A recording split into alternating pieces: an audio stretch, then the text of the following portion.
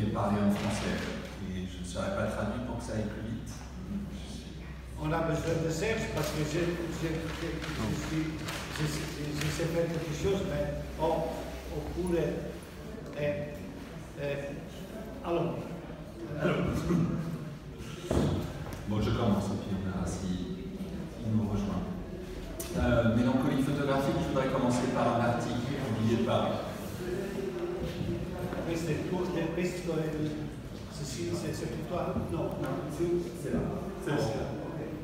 Publié par le magazine Forbes l'an dernier, qui faisait la liste du top 10 des objets que nos enfants ne voudront plus.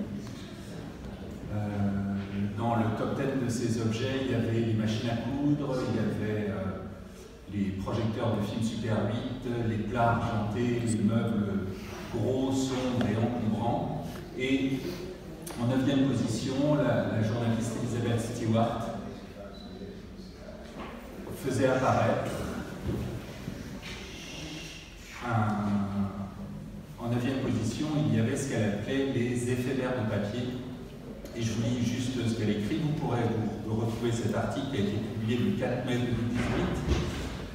Des choses comme les photos de famille, les vieilles cartes de vœux, les cartes postales sont appelées des éphémères de papier. Les vieilles photos ne valent rien, sauf si la personne représentée est une célébrité, ou si elle est liée à un événement historique important, ou si le sujet est extrêmement macabre, comme une image du mémorial. Les vieilles cartes de vœux n'ont de valeur que si elles ont été faites à la main par un artiste célèbre ou envoyées par Jackie Onassis. Les cartes postales sont principalement appréciées pour les timbres. Donc le but de cet article était de proposer des remèdes sur le mode de Marie Kondo, vous savez, comment ranger les choses. Là, c'était comment éliminer les objets. Et donc, elle propose une solution concernant les éphémères de papier. Prenez tous vos instantanés de famille et faites-les numériser. L'autre option consiste à vendre ces anciens instantanés aux éditeurs de cartes postales et de cartes de vœux qui les utilisent pour des cartes amusantes, ou de donner ces photos de famille aux entreprises d'archivage d'images comme Getty. Et elle termine, si l'archive est à but non lucratif, annulez le don. Bon, enfin, moi ça me traumatise ce genre d'article, mais bon, peut-être que je suis le seul. Mais je pense qu'un article comme celui-là marquera pour l'avenir un moment du tournant que nous sommes en train de vivre en ce qui concerne la photographie.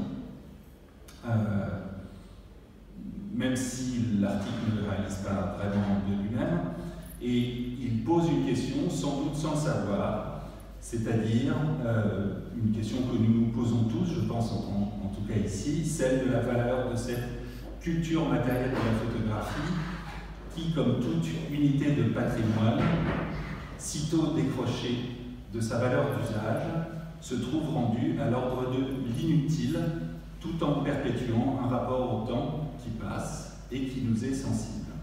La question pourrait donc être, alors que s'annonce la disparition presque complète de la production matérielle de photographie, quelle valeur vont acquérir ces restes que sont ces images perdues? Donc nous sommes depuis quelques années entrés dans une nouvelle ère photographique. Cette nouvelle ère est bien évidemment marquée par la révolution de l'image numérique et qui constitue un des tournants majeurs et dont l'effet le plus visible repose essentiellement sur un paradoxe.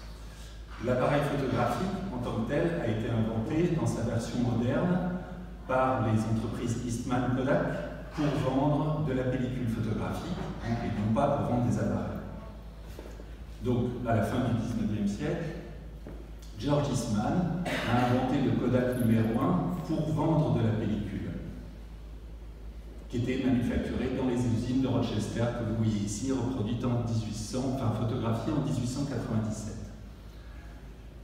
De ce fait, Kodak, George Eastman, a transformé tout amateur photographe en consommateur de pellicules.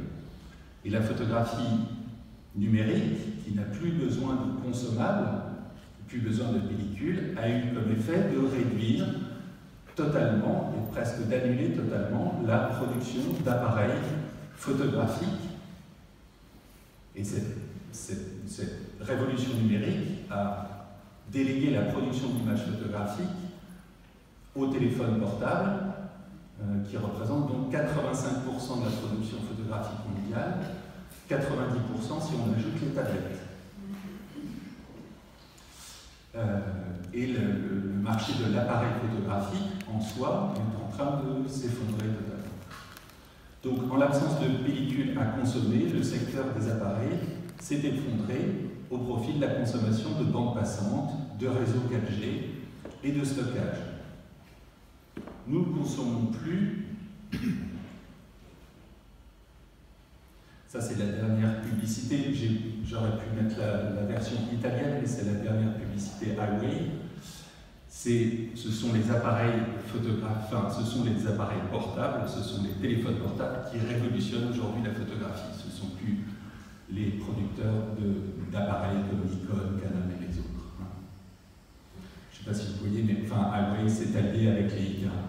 Oui, ils se sont alliés avec les cartes, et donc c'est toujours les mêmes firmes qui touchent l'argent. Non, c'est surtout de récupérer l'idée de la tradition photographique et de l'allier. Mais sauf que c'est plus les appareils, c'est plus les anciennes firmes de production d'appareils qui produisent les appareils. Alors, nous ne consommons plus de films, mais des gigaoctets de données numériques. C'est le véritable enjeu de cette nouvelle ère photographique numérique. On raconte souvent que Kodak, cette firme même qui avait inventé l'idée d'un appareil photographique comme bien de consommation moderne, que Kodak a été écoulé par la photographie numérique, qu'elle avait précisément pourtant contribué à mettre au point, et c'est donc l'ingénieur Steven Sasson qui développe en 1975 le premier appareil photographique numérique, donc avec un objectif de caméra Super 8, un capteur CCD et une cassette audio pour enregistrer le signal numérique. Kodak a bien cru pourtant à la photographie numérique, qu'ils ont développé énormément, en tout cas dans lequel ils ont investi. Et la firme n'avait pas anticipé que la technique mènerait à la circulation dématérialisée de l'image et allait dépenser des millions de dollars pour développer et implanter des centaines de milliers de photokiosques que vous voyez à gauche, la version numérique jaune qui rappelait les photokiosques des années 60 de l'instamatique à droite, devant permettre aux usagers d'imprimer eux-mêmes les images produites par les appareils numériques, enregistrant des images sur des cartes mémoire. Kodak a longtemps cru que les usagers auraient encore besoin de tirages photographiques pour leurs albums. Et elle n'avait pas anticipé qu'à partir de 2010, Instagram deviendrait le grand album photographique mondial. Ce n'est pas la notion de partage que Kodak a sous-estimée, ni son ampleur, c'est la dématérialisation marchande de l'artefact par lequel passerait ce partage de photographie. Au niveau technique, deux logiques se croisent qui mènent la marche du progrès photographique depuis son invention. Acquérir une plus grande versatilité de la technique pour permettre que sa pratique soit accessible à tous. L'effondrement de la vente des appareils photographiques aujourd'hui en est une des meilleures démonstrations. Et en second lieu, obtenir une plus grande versatilité des images elles-mêmes pour qu'elles circulent de plus en plus. Ainsi, le numérique n'est pas tant une rupture qu'une nouvelle étape, un nouveau stade dans la marche du progrès. Ce progrès, plus précisément, sur ces deux critères de la versatilité de la technique et des images, a provoqué l'abandon de nombreux formats, recettes et autres procédés qui, du daguerréotype au format APS, que peut-être certains d'entre vous, dont peut-être certains d'entre vous se rappellent, sont tombés non pas dans l'oubli, mais ils se sont éteints faute de support ou de fournitures disponibles. On pensait que c'était les changements techniques qui conditionnaient nos usages et produisaient des césures dans l'histoire de la photographie. Nous n'avions encore rien vu, car ce que nous appelons depuis quelques années la photographie argentique, terme qui a été inventé par des ingénieurs dans les années 80, disparaît elle-même, et une période de plus de 150 ans d'hégémonie argentique est en passe de se transformer d'elle-même en une étape parmi d'autres de l'implantation de la photographie dans la société. Ce n'est pas un hasard, ce n'est sans doute pas un hasard si certains proclament la mort prochaine de la photographie, à tout le moins, on peut planifier leur propre mort prochaine.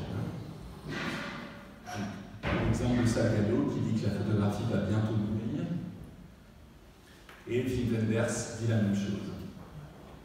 Mais on comprendra que cette nouvelle transition s'accompagnera de son lot de patrimonialisation de la photographie qu'on pourrait appeler anténumérique, c'est-à-dire qui existe avant le numérique, voire d'une primitivisation entière des 150 premières années d'existence de la photographie, sous sa forme argentique, ayant produit un très grand nombre d'artefacts physiques. Nous sommes ainsi tous en passe d'apparaître comme les derniers témoins de l'époque où il y avait encore des tirages photographiques faits dans des laboratoires avec des produits chimiques qui deviennent de plus en plus interdits aujourd'hui. Nous sommes donc tous candidats au statut de primitif, et à l'échelle d'une histoire de la photographie qu'on pourrait un jour appeler peut-être sans doute multicentenaire, les tirages argentiques seront pour l'histoire de la photographie ce que les incunables du XVe siècle seront pour l'histoire du livre. Jusqu'à l'apparition du numérique, nous pensions être submergés par le nombre, la masse des photographies produites. Nous nous rendons compte aujourd'hui que cette étape non seulement se referme sur elle-même, mais que d'autre part, ce patrimoine de la photographie d'avant est aussi fragile que menacé parce que physique, et pour citer Victor Hugo dans Notre-Dame, qui est très célèbre aujourd'hui en France, visiblement, très à la mode et beaucoup cité, je cite Victor Hugo, on peut démolir une masse, comment extirper l'ubiquité. C'est bien le problème aujourd'hui. L'histoire de la photographie, parce qu'elle est en grande partie conditionnée par son industrialisation et la nécessaire disponibilité au plus grand nombre de ses produits, sa destinée de produits de consommation, a régulièrement provoqué de tels processus de modification, d'appréciation des pratiques antérieures, sans doute un réflexe humain, mais surtout un point de vue qu'on pourrait qualifier de romantique, de survalorisation d'une photographie potentiellement vue comme pré-industrielle et non conditionnée par son irrémédiable destinée commerciale. Alors c'est par exemple quelqu'un comme Félix Nadar, enfin le Nadar que tout le monde connaît, qui regarde sa période d'intense activité photographique des années 1850 comme étant celle de ce qu'il appelle les primitifs, alors même qu'il assiste à l'introduction du Kodak numéro 1 sur le marché dans les années 1890. Dès lors, et à chaque tournant, ce qui s'éteint se colore irrémédiablement du soleil noir, et penser la photographie d'avant est une mélancolie. Non pas seulement cette mélancolie qui accompagne toute disparition, mais une mélancolie de la perte de l'état d'origine, ou ce qu'on fantasme comme étant l'état d'origine. Cette mélancolie teinte ainsi tout le discours sur la photographie écrit pendant les années 1920 et 1930, et qui a rarement été analysé sous cet angle, tant nous sommes obsédés par l'idée de trouver dans ces écrits des définitions successives de la modernité. Le trait caractéristique de l'énorme littérature sur la photographie qui s'écrit dans l'entre-deux-guerres pourrait être analysé comme une réponse à une question: qu'est-ce que la photographie? En d'autres termes, ce moment d'intense réflexion sur les tenants et les aboutissants de la photographie, alors que se développe l'industrialisation à marche forcée, notamment avec l'apparition du 24-36, et que tous les photographes s'interrogent à ce moment-là sur leur pratique entre art, amateurisme, industrie ou artisanat, peut être lu comme une intense réflexion sur l'identité culturelle de la photographie. Cette question est aussi bien une question essentialiste sur ce qu'est la photographie que sur ce qu'elle n'est pas. Ainsi, dans les années 1920, sont publiés les premiers ouvrages sur la photographie, sur l'histoire de la photographie, et qui commencent à faire justement un tri dans les déjà nombreuses images produites au XIXe siècle. Et d'emblée, cette question de l'exclusion d'une partie significative de la production photographique entachée par trop de commerce se pose. Nadar avait déjà prononcé une césure entre une bohème photographique d'origine des années 1850, qu'il appelait photographopolis, et son éradication par une pré-industrialisation de la photographie représentée par quelqu'un comme Disdéry. Il en faisait le cœur de son récit, publié sous le titre « Quand j'étais photographe » en 1899.